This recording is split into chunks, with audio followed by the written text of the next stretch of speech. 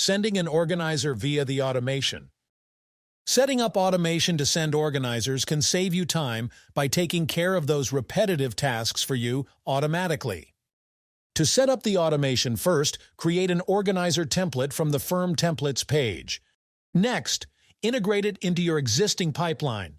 Go to the pipeline page, select the stage where you want to use the organizer, then click Add Automations and choose Create Organizer. Select the template we prepared. You can also enable reminders if you want to prompt clients to complete the organizer on time. Once you've made your selections, click Save. Be sure to toggle on Auto Move Jobs at the bottom of the stage and click Save, so jobs move to the next stage automatically once the organizer is submitted.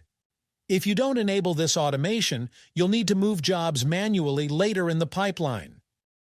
To test it out, click the Go to Pipeline button in the top right and add a job to this pipeline. Once the job reaches the designated stage, click on the job card to check if the organizer has been triggered. Under the Organizers column, you should see that the organizer has been sent to the client, along with its status and the date it was sent. That's it for how to automate sending an organizer.